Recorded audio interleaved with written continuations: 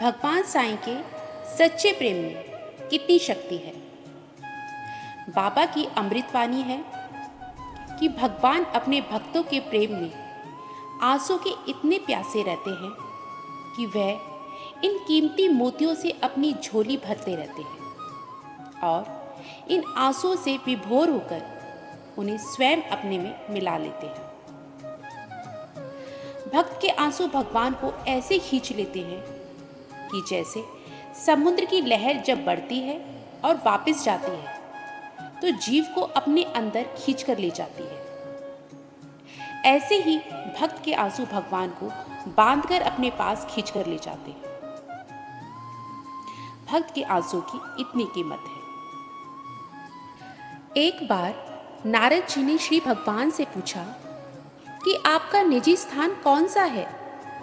भगवान बोले कि नारद, मैं बैकुंठ में नहीं रहता, मंदिरों में भी मेरा मन नहीं लगता है, तीर्थों से भी मैं भाग आता हूँ।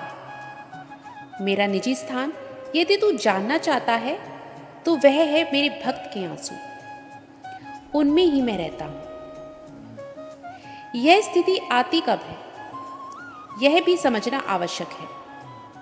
यह तो हमने समझ लिया कि उस स्थिति की बड़ी भारी कीमत है, परंतु याद रखो, साईनाथ की कृपा के बिना यह स्थिति संभव नहीं। साईं बाबा अपने भक्त के प्रेम से निकले आंसुओं में बह जाते हैं। इसीलिए हमें अपने बाबा से प्रेम करना चाहिए। प्रेम से ही हम उस स्थिति को पा सकेंगे जब बाबा हमारे वश में होंगे। हमारे शास्त्रों में भी प्रेमा भक्ति को महत्व दिया गया है। जब हम अपने बाबा के प्रेम में पड़ जाते हैं कि जैसे एक प्रेमिका के मन में सारे काम करते हुए भी अपने प्रेमी का ख्याल मन से नहीं निकाल पाती, वही स्थिति हमें बाबा के लिए पानी है कि हम अपने सारे काम करते हुए भी बाबा का नाम जाप कर सकें और बाबा की मोहिनी सूरत हमारे ख्यालों में स्पष्ट रहे। जैसे मीरा ने कृष्ण से प्रेम किया था, जैसे सबरी ने श्री राम जी से प्रेम किया था।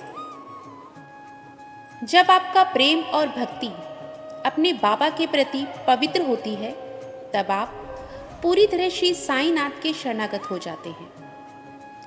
साईं से साईं के सिवा कुछ मांगते नहीं। उस समय जब आप साईं भजन करते हैं तो उस समय आपके मन पर जो खोटे संस्कार होते हैं वे धुलने लगते हैं।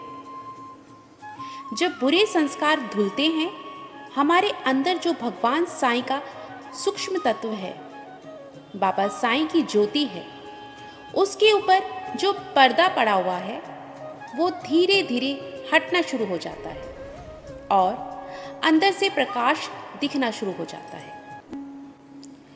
जो अपने भगवान साईनाथ से सच्चा प्रेम करता है, जब उसके ऊपर दुख तकलीफ आती है तो बाबा उसके साथ खड़े हो जाते हैं, क्योंकि वह साईनाथ का बच्चा है।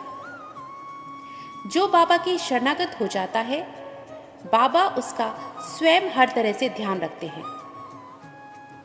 तभी बाबा ने अपने 8वें वचन में अपने भक्तों से कहा है कि भार तुम्हारा मुझ पर होगा, वचन न मेरा झूठा होगा। अर्थात साईनाथ उन भक्तों की जिम्मेदारी खुद लेते हैं जो उन पर पूर्ण विश्वास रखते हैं और स्वयं को बाबा पर पूर्णतः समर्पित कर देते हैं। उनका पूरा भार साईं खुद उठाते हैं और उनकी जिम्मेदारियों को पूरा करने में उनकी मदद करते हैं। ये साईं वचन है जो उन्होंने अपने सभी भक्तों को दिया है, जो कभी झूठा नहीं होगा और ये परम सत्य है। अनंत कोटि ब्रह्मांड नायक, राजाधिराज, योगीराज, परब्रह्म श्री सच्चिदानंद सद्गुरु साईनाथ महाराज की जय। ओम साई राम। जय जय साई राम।